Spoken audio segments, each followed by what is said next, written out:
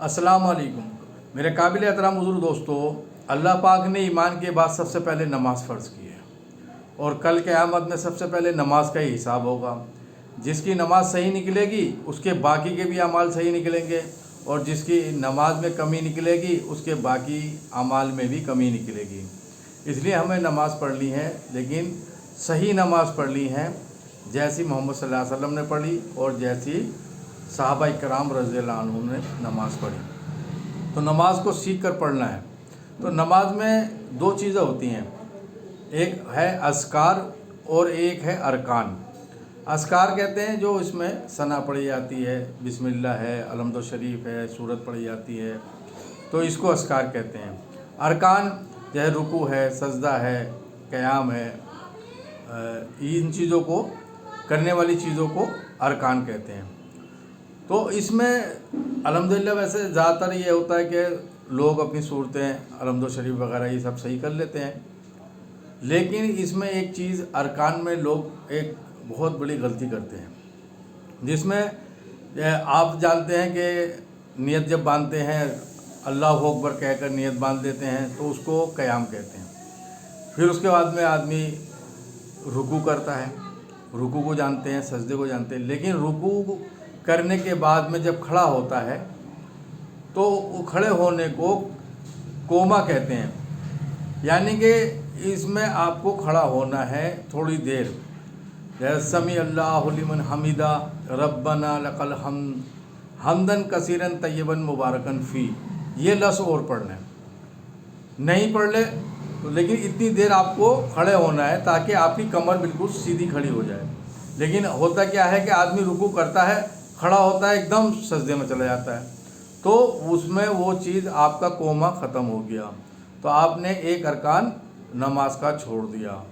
तो इसलिए इस बात का ध्यान रखें कि जब रुकू से उठें तो इतनी देर खड़े रहें, रब्बना लकल हम्द हम्दन कसीरन तय्यबन मुबारकन फ़ी ये पढ़ा जाए, तो ये आपका कोमा, आपका ये नमाज पूरी होगी। ऐसे ही आदमी सजदे में जाता है, फिर दूसरा खड़ा होता है, फिर दोबारा सजदे में जाता है, तो इन दो सजदों के दरमियान में जो गैप है उसे कहते हैं कोमा।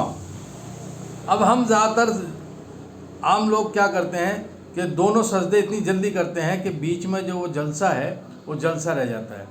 उसमें भी आपको गैप देना है, एक सजदे में दूसरे सजदे में बीच में आप आराम से बैठे हैं, तो उसमें उसको कहते हैं जलसा, उसको भी आपको अदा करना पड़ेगा। अगर अदा नहीं करेंगे तो नमाज नाकिस हो जाएगी।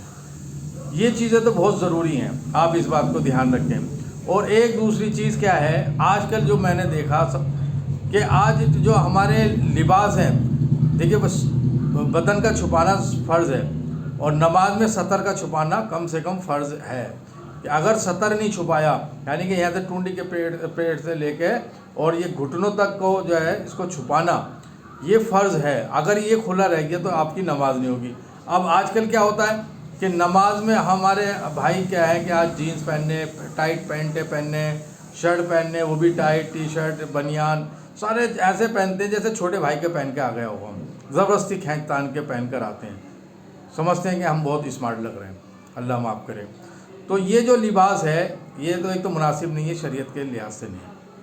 प्लस चलो आपने लिबास पहना है, बदन कम से कम छुपा हुआ तो हो, सतर तो छुपा लो, लेकिन होता क्या है कि जो ये छोटी छोटी टी शर्टें और पैंटें पहन के आते हैं, ये जब रुकू में जाते हैं तो पीछे से, कमर के पीछे से जो है वो शर्ट ऊपर हो जाती है, टी शर्ट, और पैंट नीचे आ जाती है, तो वो जो है जो जगह दिखती है सतर खुल जाती है, जिसे हम लोग तशरीफ़ कहते हैं पीछे की, वो पीछे जो सतर खुल गई तो आपकी नमाज नहीं होगी, क्योंकि सतर का छुपाना फ़र्ज़ है।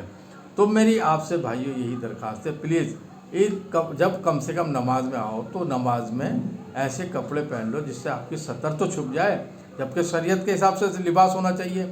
हमारी नमाज में जितनी सुन्नतें ज़िंदा होंगी इतनी नमाज जामे होगी। तो चेहरे की सुन्नत है, लिबास की सुन्नत है, मिसवाक की सुन्नत है और दूसरी सुन्नतें हैं। सुन्नतों का एहतमाम करें, इंशाअल्लाह हमारी नमाज जामे होगी।